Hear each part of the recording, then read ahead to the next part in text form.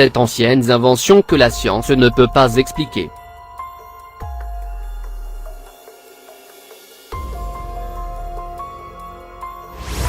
Numéro 7. Boule géante du Costa Rica. Les scientifiques ont une assez bonne idée de la façon dont ces géantes boules de pierre trouvées au Costa Rica se sont formées.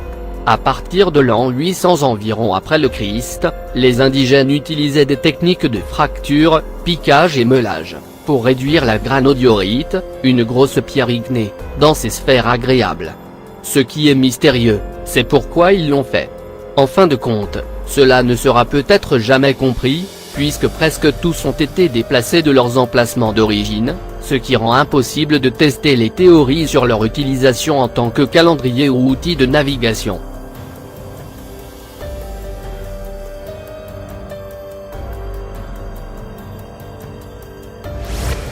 Numéro 6. Le manuscrit de Voynich. Si vous n'avez pas entendu parler du manuscrit de Voynich, nous avons une surprise. Les chercheurs disent que le manuscrit est absolument fou. Écrit et dessiné à la main, il présente du texte dans un langage indéchiffrable, et des centaines d'illustrations, y compris dessins de nus féminins miniatures, immergés ou flottant dans des fluides, et interagir étrangement. A été créé par quelqu'un au cours du XVe siècle en Europe centrale. Un libraire d'antiquités polonais-américain nommé Wilfried Voynich l'a acquis en 1912. À part ça, c'est un mystère total.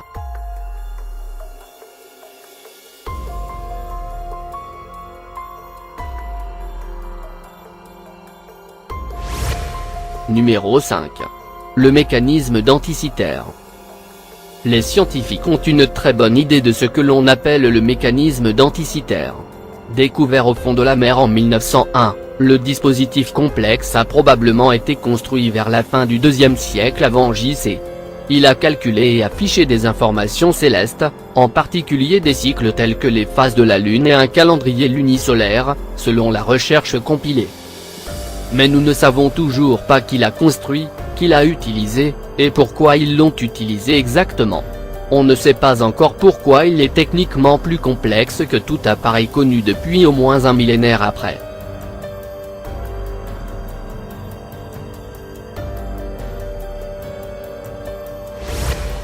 Numéro 4.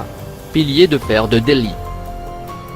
Étant l'une des principales attractions touristiques de Delhi, ce pilier est remarquable par le fait qu'il n'a presque pas été affecté par la rouille pour ses 1600 ans d'existence.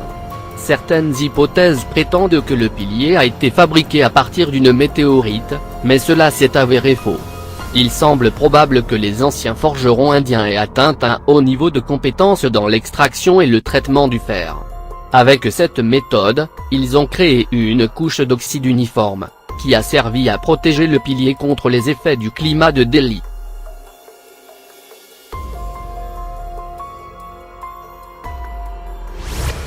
Numéro 3. L'épée viking Ulvert. Les Vikings ont peut-être utilisé des techniques ou des matériaux empruntés aux créateurs de l'acier de Dama pour fabriquer leurs légendaires épées Ulvert. Lorsque les archéologues ont découvert les lames vikings, ils ont été choqués parce que la technologie nécessaire pour produire un tel métal pur ne serait pas inventée jusqu'à 800 ans plus tard. Mais en 2014, une tombe viking du 9e siècle a été découverte en Scandinavie avec une inscription islamique signifiant « pour Allah », reliant les deux mondes et rendant possible le partage de connaissances. Mais ce n'est qu'une supposition. La véritable origine des épées est encore inconnue.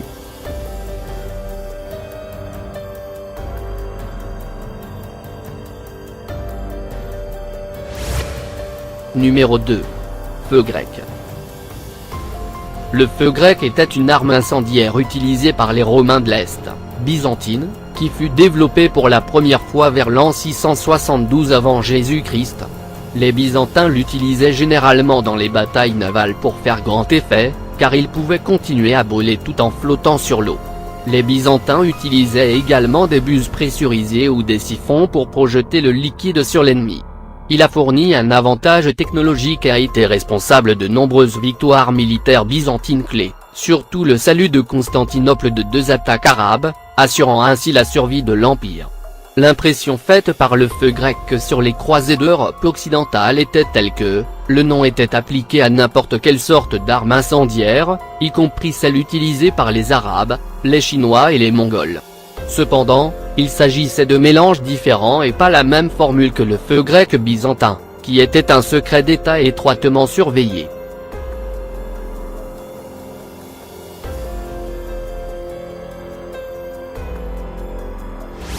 Numéro 1. Le sismoscope de Zangen. Le premier outil de détection de tremblements de terre dans l'histoire était cette pièce ornée, dorée, ornée de dragons et entourée de crapauds, datant de l'an 132 après Jésus-Christ. Ce sismoscope a été produit par le remarquable inventeur chinois Zangen. Quand un tremblement de terre s'est approché, l'appareil de Zan a laissé tomber une boule de bronze d'une tête de dragon, dans la bouche d'un crapaud assis en bas, indiquant la direction du tremblement de terre. On dit que l'instrument a détecté un séisme lointain à 400 km de l'emplacement du sismoscope.